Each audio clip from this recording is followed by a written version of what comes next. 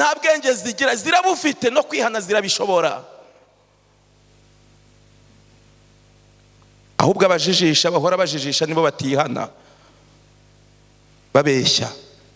Nta muntu numwe mutakuye umutima, kuko Uwiteka Imana yanyu ariyo Mana yo hejuru mu ijuru no hasi mu isi. Wakwibaza ngo indaya yagize ubu bwenge, ariko burya zirabufite. Burya niyo zinyuze w'amateraniro ari kubera nk'amavuna, atega amatwi ijambo rizamukiza akagenda ryumvise, iyo azakira akaba azihana, agenda iryo jambo ryumva akarinda agere iyajya, ibyo akora bikamubuza amahoro kugeza ubwo azazira gushaka rya jambo kugira ngo azahabwe ijuru. Yesu yabwiye abanditsi n'abafarisayo, avuga ati bamaraya n'ibisambo bazabatanga kubona ubwami bw'Imana. Amaze kubivuga Yesu, muri icyo gihe hahise haboneka ibisambo, habonetsemo igisambo gikomeye cyarushaga ibindi bisambo cyitwaga Zakayo. Muri iyo minsi cyarihannye kirahinduka. Muraza kubona akantu kari bube hano imbere, abantu bagenda bajijisha abanyonyomba, muraza kubona kari bube. Nabwiye abantu ni ariko hano tuvuge ko hano bidahari.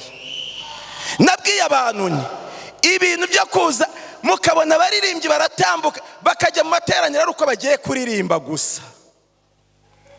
Hari abantu biteguye kuzabasimbura bazakora uyu murimo bakazawusoza, bafite ibintu bibanditseho mu gitabo cyitwa Intambara Ikomeye, banditse mu mwuka w'abantu no mu bihamya by'itorero. Abantu bahora imbere y'Imana kandi bahora bayitura amasengesho bazabasimbura, bo bicare mu materaniro bayagumemo ubutazayavamo. Bamwe bafata mikoro ari uko baje, bamwe baza mu materaniro ari uko bafite ikintu bari buhakore gusa, bazaba basimbuwe, umumaro wabo uzaba washoje.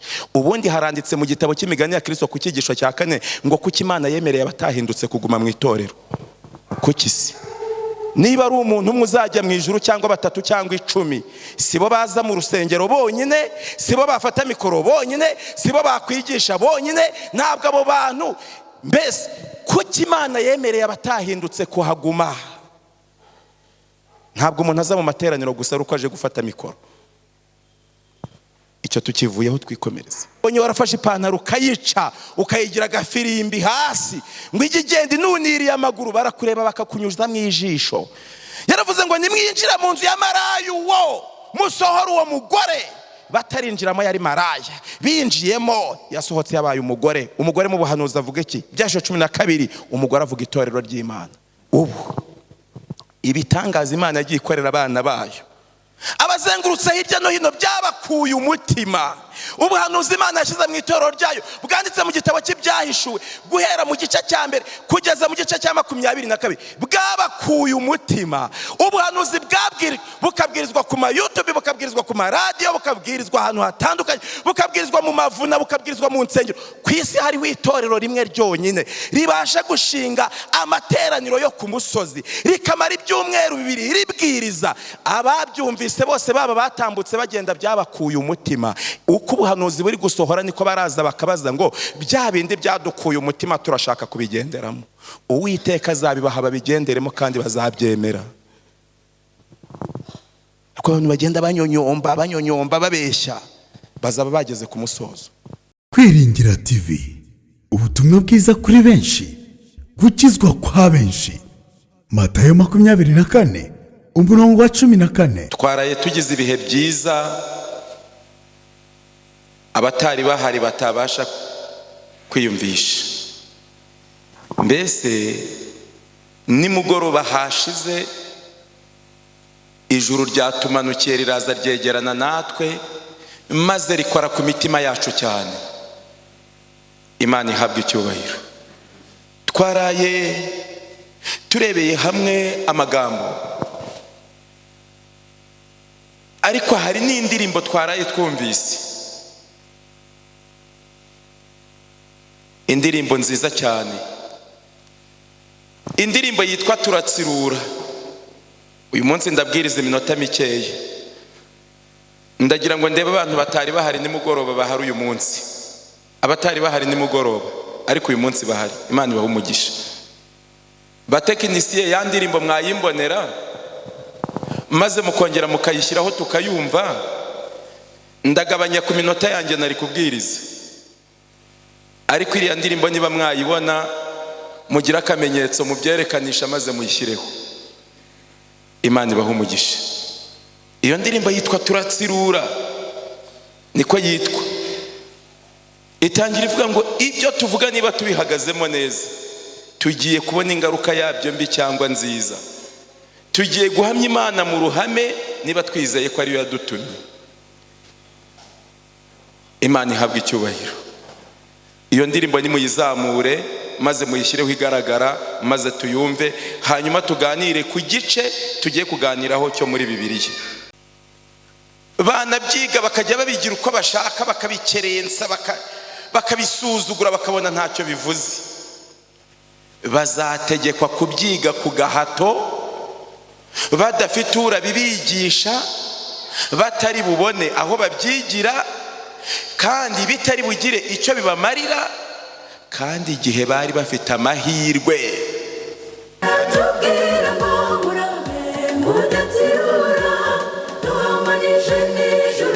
Muyishyireho igaragara.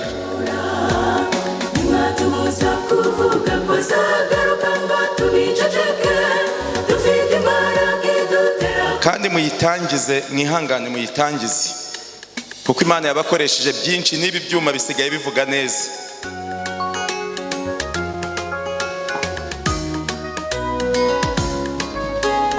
Mutega amatwi ndabinginze. Ibyo tuvuga niba tubihagazemo neza tugiye kubona ingaruka yabyo mbi cyangwa nziza. Tugiye guhamya Imana mu ruhame niba twize ko ariyo yadutumye. Iri shungura turimo dukabakaba abagenzi rirasigara rigaragaje umuntu.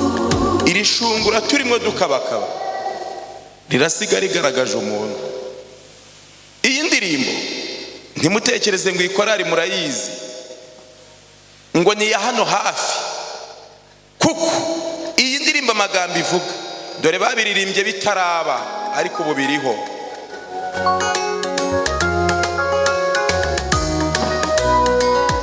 Mwanze kwiga igitabo cy'ibyahishuwe cy'ikibwirizwa, muzagishaka muzabura ukibabwiriza. Tuvuga niba tubihagazemo neza tugiye kubona ingaruka yabyo mbi cyangwa nziza.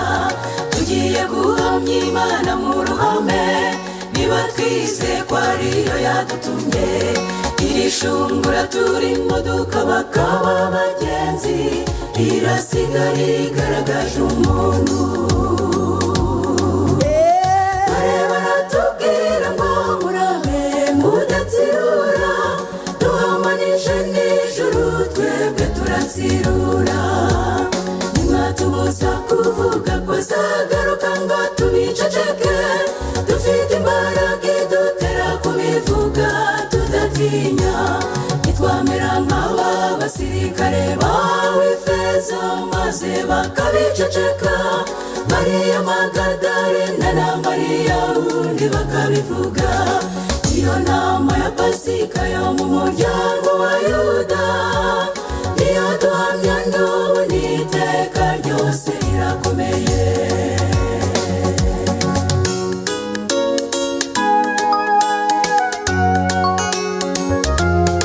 Amagambo ari mu iyi ndirimbo ndararikira umuntu wese kuyatega amatwi, kuko uba amazi ntabwo ari ya yandi. Yete bamoni na bamuwabura bamenyemu benda kwigabiza ubwoko bw'Imana ntibyakunze.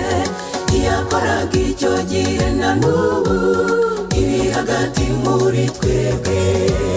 Ntabwo Imana nayo izakomeza kureba abagenzi, izaziturwanira uruheruka. Nuko ari icyo cyonyine Imana izakora gusa. Baratubwira ngo murame mudatsirura, duhamanije n'ijuru twebwe turatsirura. Nimwatubuza kuvuga ko azagaruka ngo tubice, dufite imbaraga idutera kubivuga tudatinya. Nitwamera nk'aba basirikare bawe Efeso maze bakabiceceka. Mariya Magadalena na Mariya wundi bakabivuga. iyo nama ya Pasika yo mu muryango wa Yuda niyo duhamya n'ubu n'iteka ryose irakomeye. Ikintu gikomeye keretse abantu niba bafite imbaraga ibatera guhamya gusa, abantu niba badafite imbaraga ibatera guhamya, ibintu byose bazakora bazasanga ari zero. Kuko ubu igihe tugezemo ntabwo ari igihe abantu bakinisha uko babonye, kandi n'aka gahe gato dusigaranye umuntu utari bukumve ari mu kaga. Kuko ubu ibibwirizwa bimeze nk'ibiri kubasezeraho. Niyo mpamvu mutacyumva abantu babwiriza ibintu basa nk'abatangira, kuko n'ubundi iyi si yamaze kwerekana ibitabapfu. Iyi si iri gusamba,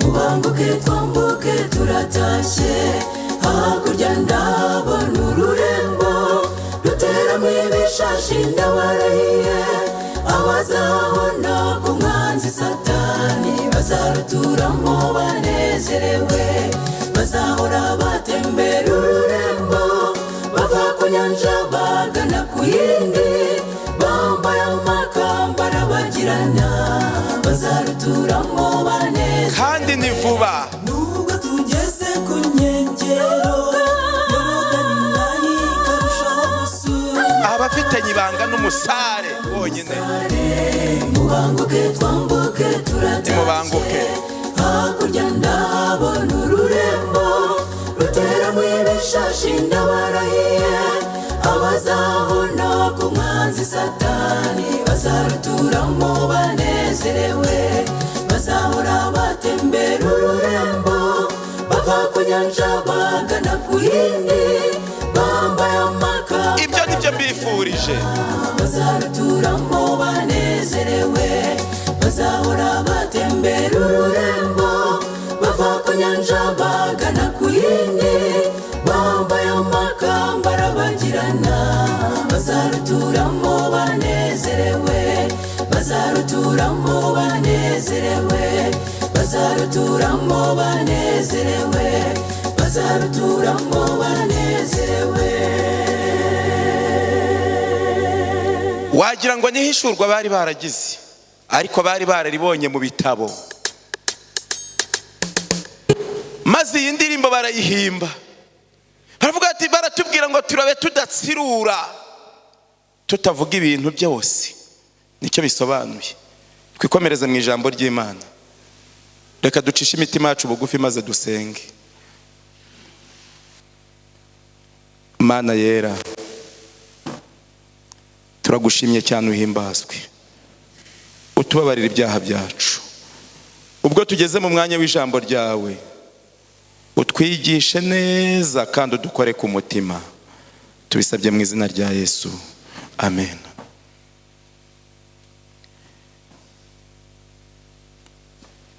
Twajyaga tuvuga iby'ibihe bidasanzwe, ariko hari amagambo ejo twize amagambo y'umuntu wari umuhanuzi wanditse mu kubara, yari umuhanuzi w'Imana, aza kuzagwa ava mu byizerwa. Impano ye yari afite akora umurimo w'Imana, yayikoresheje ajya kuvuma abantu b'Imana, abavumyaho kugira ngo hagire n'umwe ugira icyaba, barushaho gukomera. Agiye kubabwira amagambo mabi yo kubahindura ngo abahindukire umuvumo, ahubwo ayo magambo akabahindukira umugisha. We yaje gusoza nabi, maze abana b'Imana basoza neza. Yari yarahoze ari umuhanuzi.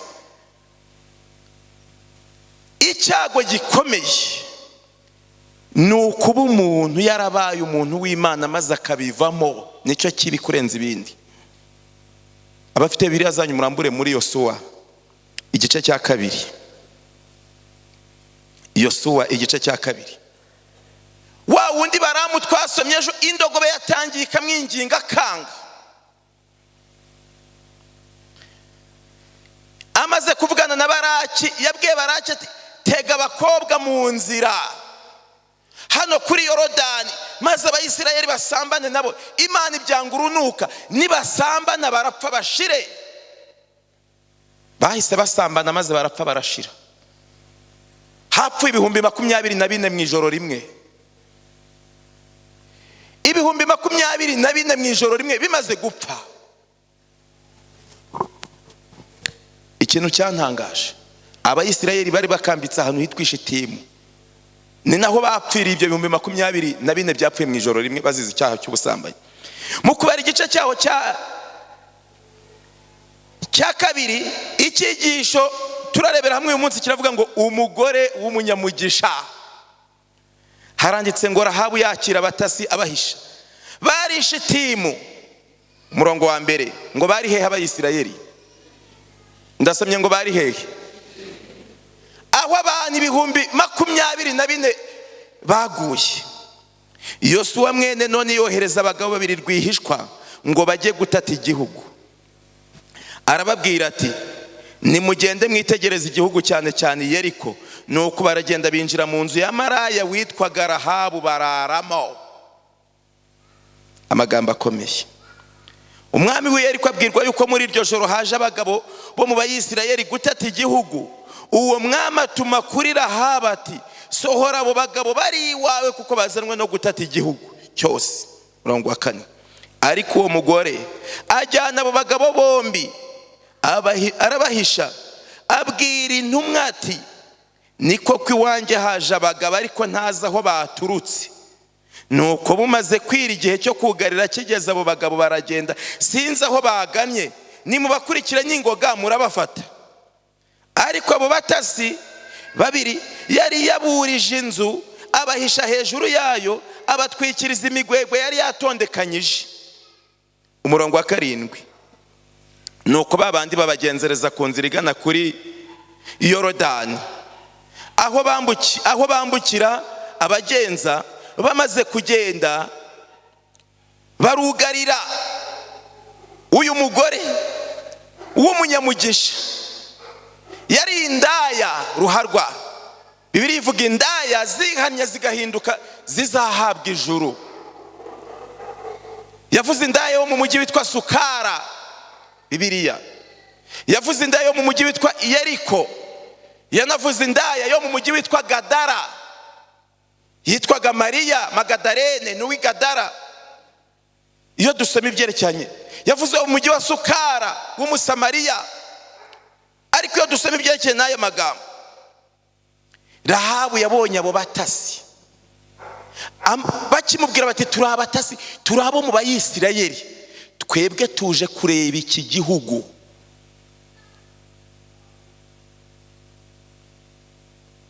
Maze arabitegereza, abajyana hejuru y'inzu yajya kubahishayo. Amaze kubahisha hejuru y'inzu, uhari utekereza ngo baragiye ngo bamubwira byose? Abatasi se bavuga byose? Ubwo muratekereza ngo baragiye baravuga ngo twebwe ngo twaje, ngo dufite ukuntu twaje? Ikimenyetso cy'ukuntu yabamenye nicyo ngiye kubasomera cyantangaje. Nubwo yari indaya, burya mureba indaya mukagira ngo nta bwenge zigira, zirabufite no kwihana zirabishobora. Ahubwo abajijisha, bahora bajijisha, nibo batihana babeshya. Maze bajyana hejuru y'inzu. Ubu hari utekereza ngo baragiye baramubwira bati, rwose ubu twazanywe. Ariko umva umurongo uko wanditse, umurongo wa 8. Nuko batararyama uwo mugore arurira basanga hejuru y'inzu abaki? Abatasi yabatwikirije imigwegwe. Imigwegwe ni ibintu babohagamwo ibirago. Imigwegwe murayizi? Yego barayizi. Arababwira ati, mwumva umurongo wa 9, nzi yuko Uwiteka bahaye igihugu kandi mwaduteye ubwoba, ndetse abari mu gihugu cyose mwadukuye umutima. Abayisirayeli nta na rimwe mu buzima bwabo bari barigeze barwana aho ngaho. Ahabu yari yarakurikiranye amateka, yarazi ibyo abayisirayeli ngiye kubasomera uko bimeze. Akibona abo bagabo amaze kubatwikiriza imigwegwe, yaragiye ahita ababwira ati nzi yuko Uwiteka abahaye igihugu. Yavuze ijambo Imana yari yarabwiye Yosuwa, ndetse ikaba yari yaranaribwiye Mose. Yari yaramubwiye ngo aho muzakandagiza ikirenge hose ndahabahaye kuba hanyu.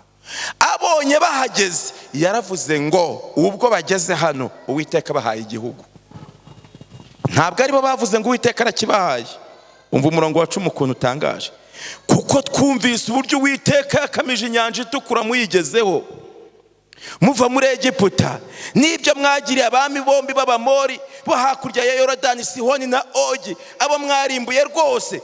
Tubyumvise uwo mwanya imitima yacu ishya ubwoba, nta muntu n'umwe mutakuye umutima, kuko Uwiteka Imana yanyu ariyo Mana yo hejuru mu ijuru no hasi mu isi. Wakwibaza ngo indaya yagize ubu bwenge, ariko burya zirabufite. Burya niyo zinyuze amateraniro ari kubera nk'amavuna, atega amatwi ijambo rizamukiza, akagenda ryumvise. Iyo azakira akaba azihana, agenda iryo jambo ryumva akarinda agere iyajya. Ibyo akora bikamubuza amahoro, kugeza ubwo azazira gushaka rya jambo kugira ngo azahabwe ijuru. Yesu yabwiye abanditsi n'abafarisayo, ababwira ati bamaraya n'ibisambo bazabatanga kubona ubwami bw'Imana. Amaze kubivuga Yesu, muri icyo gihe hahise haboneka ibisambo. Habonetsemo igisambo gikomeye cyarushaga ibindi bisambo cyitwaga Zakayo. Muri iyo minsi cyarihannye kirahinduka. Muraza kubona akantu kari bube hano imbere, abantu bagenda bajijisha abanyonyomba. Muraza kubona kari bube. Nabwiye abantu ni ariko hano tuvuge ko hano bidahari. Nabwiye abantu ni ibintu byo kuza mukabona baririmbyi baratambuka bakajya mu materaniro ari uko bagiye kuririmba gusa. Hari abantu biteguye kuzabasimbura, bazakora uyu murimo bakazawusoza, bafite ibintu bibanditseho mu gitabo cyitwa Intambara Ikomeye, banditse mu mwuka w'abantu no mu bihamya by'itorero. Abantu bahora imbere y'Imana kandi bahora bayitura amasengesho, bazabasimbura bo bicare mu materaniro bayagumemo ubutazayavamo. Bamwe bafata mikoro ari uko baje, bamwe baza mu materaniro ari uko bafite ikintu bari buhakore gusa. Bazaba basimbuwe, umumaro wabo uzaba washoje. Ubundi haranditse mu gitabo cy'imigani ya Kristo ku cyigisho cya 4 ngo kuki Imana yemereye abatahindutse kuguma mu itorero. Kuki se? Niba ari umuntu umwe uzajya mu ijuru cyangwa 3 cyangwa 10, sibo baza mu rusengero bonyine, sibo bafata mikoro bonyine, sibo bakwigisha bonyine, ntabwo abo bantu. Mbese kuki Imana yemereye abatahindutse kuhaguma? Ntabwo umuntu aza mu materaniro gusa uko aje gufata mikoro. Icyo tukivuyeho twikomereza. Uyu mugore w'umunyamugisha wari indaya ruharwa, yabonye abo bagabo abenshi bajya bacurikanga bati buriya yagize ngo baje gusambana nawe, bacurikanga. Ntaho mwabisomye, murabeshya. Wabyigishe ngo yagize ngo baje gusambana nawe, ntaho byanditse. Ngo maze ngo arishima, ngo yahise amenya ko Uwiteka abahaye igihugu, niko handitse. Kandi ahita abasanga hejuru arababwira ngo nzi ko Uwiteka abahaye igihugu. Kandi ntabyo bamubwiye. Ntabwo abasanze hejuru ngo ababwire ngo muraje nimuzana amafaranga dusambane. Oya, yarababwiye ngo nzi ko Uwiteka abahaye iki.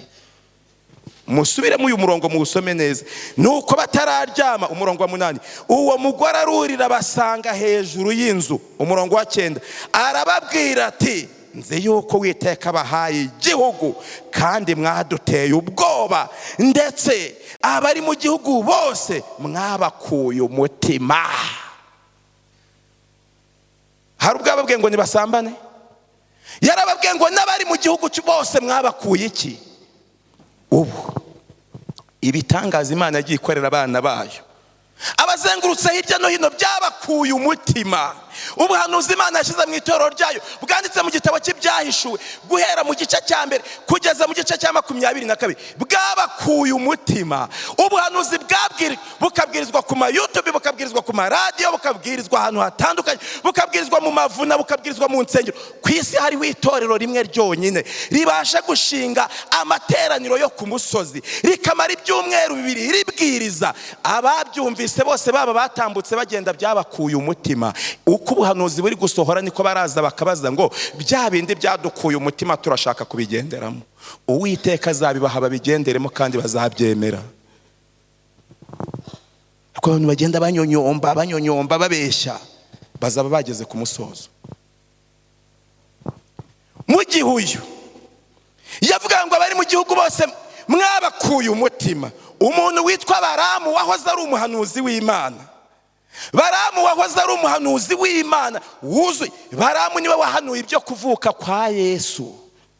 Aravuga ngo dore ngo aramubona ngo aturuka ngo ameze nka ngo ameze nk'umuseke, ngo turuka ngo ameze nk'inyenyeri turuka umuseke ubandurira. Ubwo buhanuzi mu gice cya kabiri abanyabwenge barabwize bari mu mahanga baza babona inyenyeri baza bayikurikiye. Haranditse ngo ntiyari inyenyeri ngo ahubwo ryari itsinda ry'abamarayika, niko nisomeye. Abanyabwenge baturutse mu burasirazuba baza bagiye kureba aho Yesu azavukira, aho Yesu yavukiye. Bahageze basanze Herode nta makuru afite. Bamubaje basanga Herode nta namake. Herode ahubwo ahita atumira abatambyi bakuru ndetse n'abanditsi, maze arababaza ngo Kristo azavukira he? Abari kumubwira ngo yavutse. Herode wari kuvuga ngo Kristo azagenza ate? Azavuka. Babajije mu ndagihe, maze Herode abajyana mu nzagihe ngo nibajye gushaka igihe umukiza azagenzereza ate? Azavukira. Buhanuzi niko burarushaho kugenda busohora kuko twiteguye Yesu. Niyo mpamvu mubona iyi si yose iriho umuvurungano udasanzwe, kandi uriya muvurungano waranditswe. Reka twikomereze hano. Mu gihe uyu yahitaga ababwira ati abari mu gihugu bose mwabakuye umutima. Baramu w'ibyo yari yarabonye ku Bayisirayeli ntabwo byari byaramukuye umutima, ahubwo yari umuntu ujijisha gusa ubereyeho. Twikomereze murongo wa 11.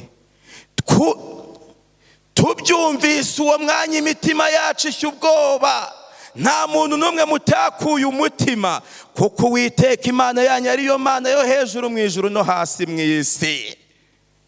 Uyu wabivuze ni umugore usanzwe ni indaya. Umurongo wa 12 13. Yesu ashimwe. Mbega amagambo akomeye. Reka dusoma wa 12. None ndabinginze nimundahira Uwiteka, ngo bamurahire ku Uwiteka. Wa mugore yarazi ku Uwiteka koko iyo abantu bamurahiye baba ibyo barahiye baba bazabikora, ko muzagirira neza inzu ya data nk'iyo mbagiriye, kuko yari yabahishe. Mumpe ikimenyetso cy'ukuri. Mbega umugore uzakira. Iyo umuntu azakira ntamera nk'abandi. Umurongo wa 13. Yuko muzarokora data na mama n'abasaza banjye na barumuna banjye nabo bari kumwe, mugakiza amagara yacu ntidupfe. Mbega umuntu uzihana ukuntu amera. Mwebwe nimunyihera ikimenyetso cy'ukuri. Bakiri hejuru y'inzu ngo yabasanzeyo, ntabwo handitse ngo baramubwira. We yarabitegereje abona ni Abayisirayeli. Abatasi ntabwo bavuga byinshi, ahantu bari ntiwanabamenya. Reka maze arabitegereza. We yarabitegereje kubwo ubundi iyo umuntu azajya mu bwami bw'Imana, Imana imufungura amaso akareba ibintu abandi bose batareba. Imana ikamufungura amatwi. Yazanye n'abandi mu materaniro bakagira ibintu bumva bakabinegura, wakumva ikintu kizamugeza mu ijuru cyonyine akaba ari cyo yumva akagitahana. Mu gihe undi afite ibintu ari kunegura, ariko atari ko se turiya wari uri kubyigisha tiko twabonaga ahagaze ahengamye, tiburiya amaguru ye ntabwo asumbana. Undi wakaba ari kuvuga ati ati nabonye ari kuvuga ijambo ry'Imana atahengamye, ati mbona ko ari igikapu cy'ibitabaheka cyamuciye urutugu. Atari ko Imana ime kwizera ijambo yabwirije. Mu gihe undi wari kuvuga ati buriya ko ahagaze ameze nk'usumbana ni amahoro. Iyo umuntu azakira ntabwo areba ibyo abandi bareba, ntiyumva ibyo abandi bumva. Iyo umuntu atazakira ibyo yumvise byose agenda atanga ingereranyo. Ariko Rahabu yaravuze ati tubyumvise imitima yacu ishya ubwoba. Ntabwo ari uyu mugore niko yavuze. Maze uyu mugore yavuze ati tubyumvise imitima yacu ishya ubwoba. Nta muntu n'umwe wo mu gihugu mutakuye umutima. We niko yavuze ngo yari yarakutse umutima agira ngo igihugu cyose cyakutse umutima, kuko yari azihana. Umuntu uzihana arabanza agakuka umutima iyo yumvise ijambo ry'Imana, kugeza igihe azabonera ibyiringiro byo mu Mana. Umva amagambo akomeye. 14. Abo bagabo baramusubiza bati amagara yacu mukijije natwe tuzabitura gukiza yanyu. Nimutatubura Uwiteka namara kuduha igihugu tuzakwitura ineza n'iby'ukuri. 15.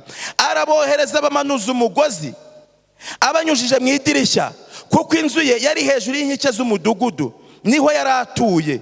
Nuko arababwira ati mujye mu misozi kugira ngo mudahura n'ababagenza, mumare y'iminsi 3 mwihishe kugeza aho ababagenzereza bazahindukirira, nyuma muzigendere. Iyi ndaya yari izi n'amakuru, yari izi yuko iyo abantu bikanze mu gihugu cyabo bamara iminsi 3 bari guhiga abantu baketse. Yari azi ko umukwabu wo guhiga abanzi b'igihugu umara iminsi 3. Yarababwiye ati mwebwe mugende mumara iminsi 3 mwihishe, iyo minsi 3 nirangira muzabone kugenda, ababagenza bazaba bavuye mu nzira. Amakuru yarayafite, amagambo ari hano. Yesu ashimwe. Abo bagabo baramusubiza bati iyi ndahiro turahije nta mugayo uzatubaho. Nitugera muri iki gihugu uzapfundika akagozi gatukura ku idirishya uducishijemo, ariko so na nyoko na bene so bose n'abo mu rugo rwaso bose uzabateraniriza iwawe. Nihagira umuntu uva mu nzu yawe agasohoka, amaraso ye niwe azabaho, twe nta rubanza ruzatubaho. Kandi umuntu wese uzaba ari kumwe nawe mu nzu, amagara ye azatubeho nihagira umwakura.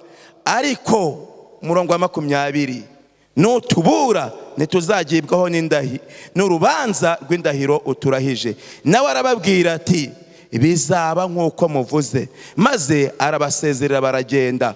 Nyuma apfundika akagozi gatukura ku idirishya. Bamubwiye ikimenyetso gikomeye, baramubwiye bati wowe uzapfundika akagozi gatukura, Yesu ashimwe, ku idirishya uducishijemo. Numara gupfundika akagozi gatukura ku idirishya uducishijemo, twebwe nta mugayo uzatubaho, nta kibazo uzagira, wowe uzapfundika akagozi gatukura konyine. Yesu ashimwe. Ikintu cyantangaje ngo yarabasezereye baragenda, maze nyuma apfundika akagozi gatukura. Kuki atavuze ngo akerense yumve ntacyo bitwaye? Iyo abari nko muri iyi minsi y'imperuka aba yaravuze ati ariko si iyo migozi itukura nizakiza bazajya mu ijuru. Kumubwira ngo apfundike akagozi gatukura ni ibintu byoroshye, ariko ikintu cyitwa kwizera kuratangaje. Yosuwa igice cya 6, umva uko byagenze bagarutse. Inkike za Yeriko ziriduka, abantu bahera ko barangurura amajwi. Igice cya 6 umurongo wa 20, abatambyi bakivuza amahembe. Muri ako kanya abantu bumvise amajwi y'amahembe barangurura amajwi, inkike z'amabuye zirariduka, abantu bose barazamuka batera umudugudu, umuntu wese imbere barawutsinda. Barimbura rwose byari muri uwo mudugudu byose, abagabo n'abagore, abato n'abakuru, inka n'intama n'indogobe babyicije inkota. Maze Yosuwa abwira ba bagabo 2 bari batase igihugu ati nimwinjire mu nzu ya Marayu uwo musohora uwo mugore. N'uyu murongo nashakaga ngo nimwinjire mu nzu y'iki, musohora iki. Yesu ashimwe. Abumvise iri jambo ngo nimwinjire mu nzu ya Marayu uwo musohora iyo ndaya, mushyire ikiganza hejuru ndebe. 0. Abumvise ngo nimwinjire mu nzu ya Marayu uwo musohora uwo mugore, mushyire ikiganza hejuru. Imana ibaho umugisha, nubwo muri bake ariko nimwe mwumvise iby'ukuri. Bibiliya iravuga ngo nimwinjire mu nzu ya Marayu uwo musohora iki, uwo mugore. Yesu ashimwe. Umurongo wa 22, maze Yosuwa abwira ba bagabo 2 batataga igihugu ati nimwinjire mu nzu ya Marayu uwo musohora uwo mugore n'ibyo afite byose nk'uko mwamurahiye. Baragiye babwira so ati hari umugore twarahiye indahiro, yaraducumbikiye araduhisha. Akibabona yababonyeho ubuntu bw'Imana, yabonye ukuntu bameze, maze abona ko ari abantu b'Imana. Abantu b'Imana iyo ari umuntu w'Imana, niyo agenda mu nzira biragaragara, niyo avuga ari mu iduka agura ibintu biragaragara, niyo abicuruza biragaragara. Reka mbabwire, umwana w'Imana kuva ku kirenge kugeza ku mutwe iyo umubonye biragaragara. Ntabwo umwana w'Imana atera urujijo. Baramwitegereje baramubwira, yarabitegereje arabamenya ko ari abantu b'Imana, maze ahita bajyana hejuru y'inzu abahishayo. Ntabwo yabitegereje ngo abayoberwe, yarabarebye arabamenya. Ntabwo avuga ngo uri umuntu w'Imana ngo ujye wambara ipantaro zifite imifuka igera mu ntege uri umusore, ngo maze zijye zigenda zicundaga wazimanuye umwenda w'imbere ugaragara, ngo maze uvuge ko uri umuntu w'Imana. Burya barakureba bakaguseka. Bonye warafashe ipantaro ukayica ukayigira agafirimbi hasi ngo ijye igenda inuniriye amaguru, barakureba bakakunyuza mu ijisho. Yaravuze ngo nimwinjira mu nzu ya maraya uwo musohora uwo mugore. Batarinjiramo yari maraya, binjiyemo yasohotse yabaye umugore. Umugore mu buhanuzi avuga iki? Byasho 12, umugore avuga itorero ry'Imana. Yasohotse muri iyo nzu yamaze kuba ubwoko bw'Imana, azaraga ubwami bw'Imana. Mwinjire mu nzu ya maraya uwo musohora uwo mugore. Umva amagambo rero atangaje n'ibyo afite byose. Nuko babasore bari batase barinjira basohora Rahabu na se na nyina na bene se n'ibyo yari afite byose n'umuryango wabo wose, babishyira inyuma y'urugerero rw'Abayisirayeli. Maze umudugudu barawutwika n'ibyarimo byose, keretse ifeza n'izahabu n'ibintu by'imiringa n'iby'ibyuma, kugira ngo bizashyirwe mu bubiko bw'inzu y'Uwiteka. Yosuwa arokora maraya uwo Rahabu n'inzu ya se n'ibyo yari afite byose, aba mu Bayisirayeli na bugingo n'ubu, kuko yahishe za ntumwa Yosuwa yatumaga gutata Yeriko. Ngiki ikintu gitangaje. Ibyananiye umuhanuzi witwa Baramu, indaya yarabishoboye, irabyemera, irabyizera, ikurwaho uburaya, ihinduka nzima. Abaheburayo 12, amasomo 2 yo mu Baheburayo nsoma maze tugataha tugasoza. Abaheburayo igice cya 12. Nakunze igitabo cy'Abaheburayo uburyo butangaje. Abaheburayo igice cya 12, umurongo ngiye kubasomera. Uyu murongo mwese muze kuwumva. Wa 16. Kandi hatabaho umusambanyi cyangwa ukerensi by'Imana nka Esawu, waguranye umurage w'umwana w'imfura igaburo rimwe. Hatabaho umusambanyi cyangwa ukerensi by'Imana. Ikintu cyitwa gukerensa, iyo Rahabu aza gukerensa akavuga ati mbese uyu mugozi utukura hari icyo umaze. Buriya Imana niyo yagiye yandikisha ibintu byose. Niyo yabwiye Adamu na Eva ngo ntibazagitunda batazapfa, baririyeho barapfuye barapfusha. Imana niyo yabwiye Mose ngo nakura amazi mu rutare ajya kurukubita, arukubise kabiri, Imana imubuza kuzagera i Kanani. Iyo atayisaba imbabazi ngo imubabarire, ibyo byari kurangira. Imana niyo yavuze ngo Abayisirayeli bayisuzuguye bazagwa mu butayu. Bamaze kuyisuzugura yabazengurukije mu butayu imyaka 40, kugira ngo abantu bose bayisuzuguye babanze bapfe. Bamaze gupfa bashize, nibwo abarokotse bo muri bo Yosuwa na Kalebu.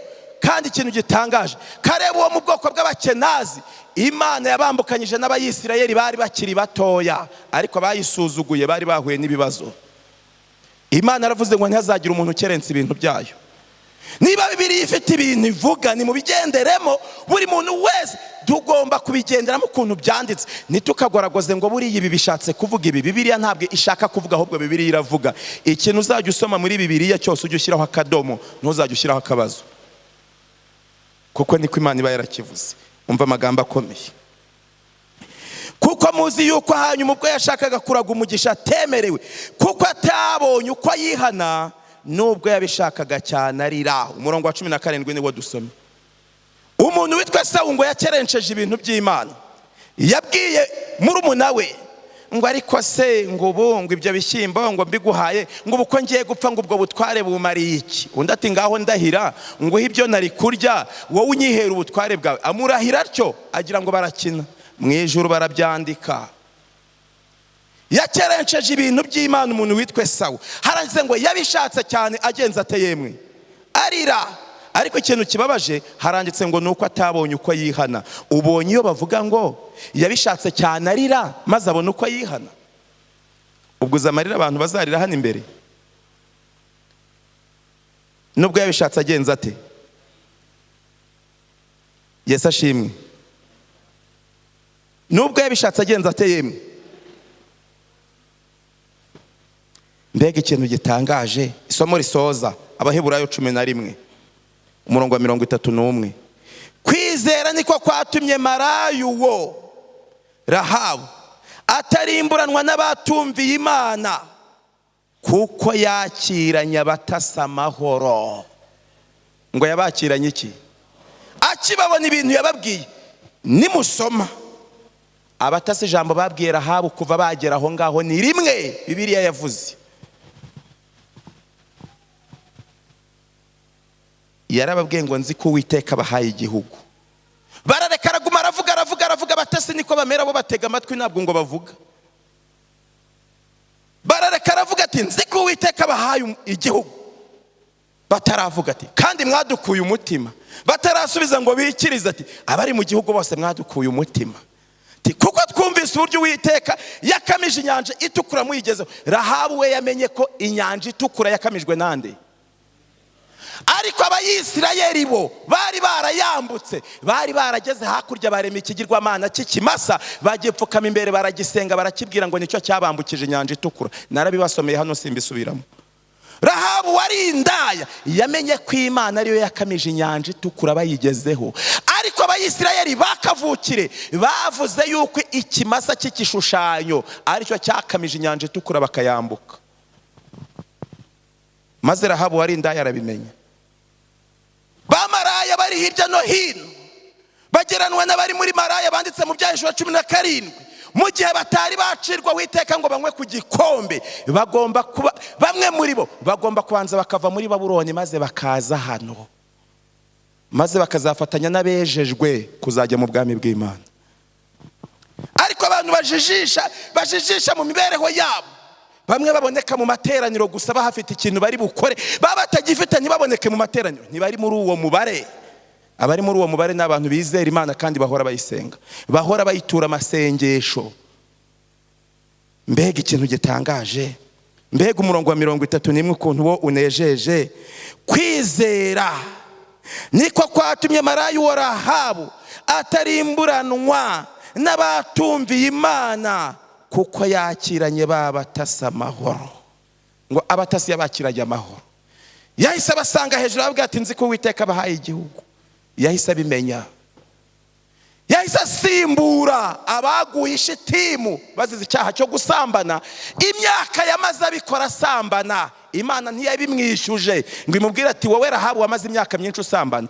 Abasambanye bageze ishitimu gusa baza amahame ko Imana yabibabujije, bagasambana rimwe batarigeze basambana mu buzima bwabo, bakabikorera ishitimu ku mupaka, bagasuzugura Imana. Aho baguye niho Rahabu wabikoze imyaka n'imyaniko atazi ukuri yakiriye. Buriya ibintu abantu bari bazi ukuri bakakurengaho, bakagusuzugura bafite ibintu bigishwa mu myaka myinshi. Umuntu utarigeze abyigishwa mu myaka myinshi, mu gihe bo bazaba barangiza urwabo kwihana bibananira, uwo muntu wakoze bya bizira imyaka n'imyaniko azihana umunsi umwe kandi bizamushobokera.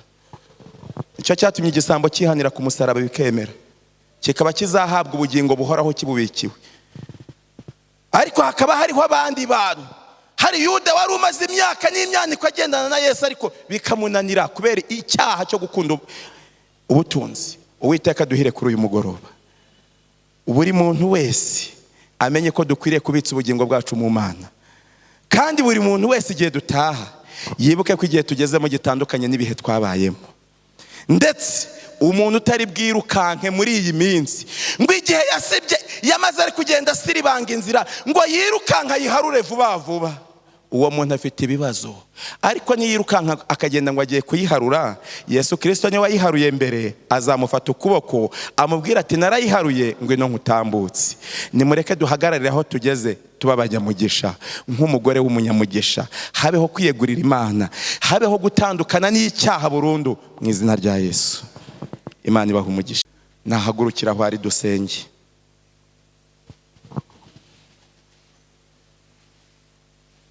hari uwumva se ashaka ko twafatanya gusenga hano by'umwihariko, natambukaze hano nazi akavuga ati ni wowe nzi mwami n'umutima wanjye, njyewe ndaje. Nazi Imana ibaha umugisha.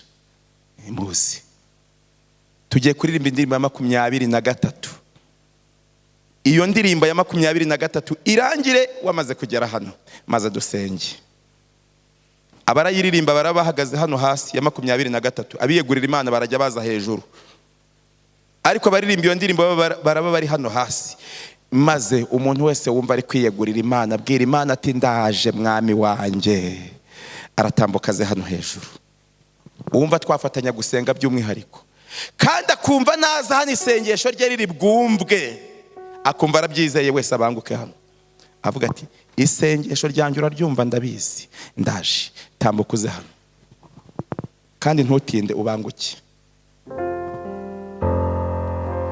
Imana ibaha umugisha, mukomeze muze. Indirimbo niririmbwa ikagukora ku mutima, utambukuze hano, urabyemerewe. Ngwino.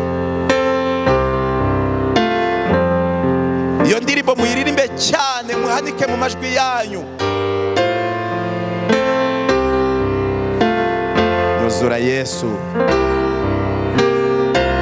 nyuzura.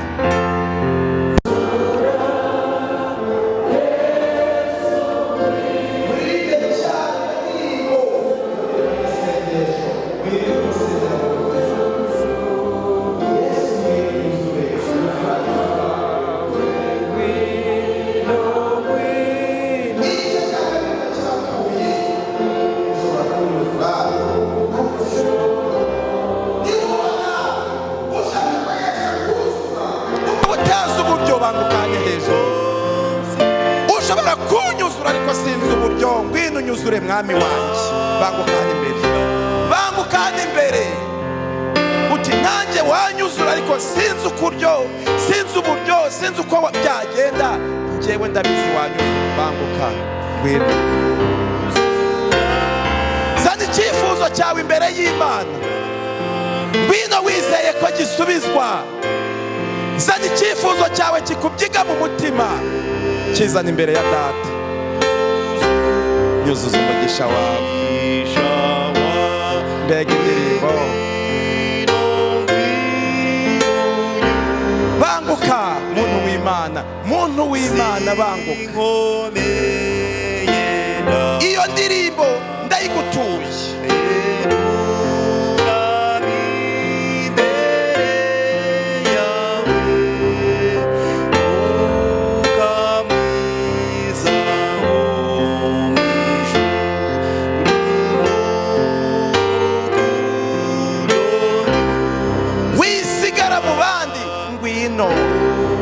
Ndakwinginze ngwino. Yesu ni wowe yarategereje. Niba hari undi wari wumva Yesu ategereje Yesu, na Yesu amutegereje, ngwino muhurire hano ku ruhimbi. Banguka muhahurire. Niba wumva umutegereje nawe aragutegereje, ngwino muhurire hano ku ruhimbi maze dusenge. Yesu araguhamagara, Yesu araguhamagara. Zana icyifuzo cyawe imbere y'Imana maze tugisengere turi hano. Indirimbo igiye kurangira, ndakwinginze banguka. Ngwino unyeze kandi unkize, tuza umutima wanjye. Ngwino unyeze kandi unkize. Yesu aragutegereje. Banguka, Yesu aragutegereje. Kandi ibi bihe ntabwo bizahoraho. Dore ibi bihe ntabwo bizahoraho. Ngwino, dore ntabwo bizahoraho. Ngwino. N'ubu hari igihe uzaza ugasanga amateraniro atagihari. Ngwino, ngwino. Hari igihe buzira uko butakeye, hari igihe buzaca uko butije. Yesu araguhamagara. Ibintu birahinduka, ngwino bitarahinduka. Ngwino, Yesu aragutegereje. Nyuzura icyo gice cya nyuma mukiririmbe, maze umwana w'Imana wari usigaye atambuke. Ngwino, Yesu ngwino nyuzure nta cyifuzo ufite kibyigana kiri mu mutima kizane hano ngwino nyuzure Yesu ngwino nyuzure Imana iguha umugisha Imana iguha umugisha Yesu yaragutegereje ngwino Yesu aragutegereje Yesu arabategereje Yesu yatubambiwe ku musaraba yatuviriye amaraso yagize agahinda kamena umutima yitangiraga nge nawe ngo tuzahabwe ubugingo buhoraho nitwe yashenjaguriwe nitwe yaterewe imisumari mu biganza no mu birenge no mu rubavu yambitswe senyenge y'amahwa mu ruhanga Yesu aradutegereje ngwino dufatanye Yesu araguhamagara arakwinginga Imana iguha umugisha tambuka utere intambwe hano Yesu yaragutegereje mukomeze muririmbe nyuzura kandi pasiteri abe yageze hano kugira ngo adufashe gusabira abana b'Imana umugisha Imana ihabwe icyubahiro abana b'Imana biyegurira Imana babanguke maze baza dusenge zana icyifuzo cyawe wuzuye Yesu ubwire Yesu uti ndaje ndabizanye ngwino nyuzure ndaje bwira Yesu ngo ndaje mbere igisubizo ndaje indirimbo igiye kurangira utageze Yesu aragutegereje ndakwinginze ngwino tera intambwe ubanguke dore icyo gice nicyo cya nyuma tera intambwe ubanguke nyuzura Yesu ngwino nyuzura nta wundi usigaye nyamara ntabwo ibi bihe bizagumaho amavuna azahagarara amateraniro azahagarara konegisiyo ku bantu b'Imana zizavaho ibibwirizwa abantu bazabishaka ntibazabibona nshuti yanjye ndakwinginze nyarukubanguke Imana ibaha umugisha tugiye gusenga reka dusabe pasiteri adusabira umugisha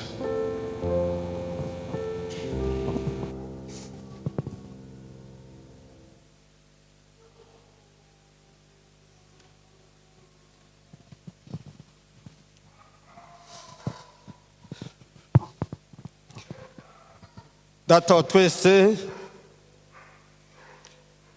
Imana yacu kandi Imana y'ukuri yonyine kuko uri Imana nzima Imana iriho kandi ukaba uri Imana umuremyi turagushimiye cyane tugushimiye umugisha n'amahirwe waduhaye yo kugirira ibihe byiza by'ivugabutumwa muri inzu yawe ya Kabeza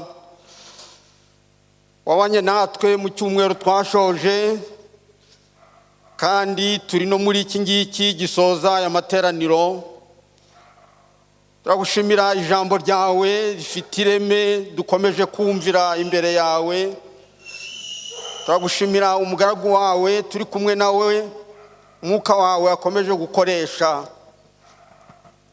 turagushimira abana bawe bagenda bafata ibyemezo ari abasanzwe mu itorero ari n'abashyitsi icyemezo cyo kwiyegurira Yesu no kumwakira ni icyemezo kiticuzwa izina ryawe rihimbazwe turagushimira aba bana bawe bapfukamye imbere yawe bagaragaje yuko bumvise iri ijambo ry'imbuzi ijambo riturarikira kwihana ijambo ritwibutsa ibihe turimo ibyari byo ko ari ibihe by'imperuka kandi nk'abadivantisi b'umunsi wa karindwi nta kidutungura kuko byose byarumviswe ahubwo igikwiriye ni ukubaha Imana no gukomeza amategeko yayo umwuka wawe abidushoboze turakwinginze kandi abana bawe umwuka wawe abakomereze muri iki cyemezo kugira ngo be kuzadohoka ngo bakivemo ahubwo bakomerere mu ijambo ryawe bumvise kandi abafata icyemezo cyo kujya mu mazi menshi bakabatizwa mu izina rya Data wa twese n'Umwana n'Umwuka wera bagafatanya n'itorero kwamamaza ubutumwa ubibahera umugisha.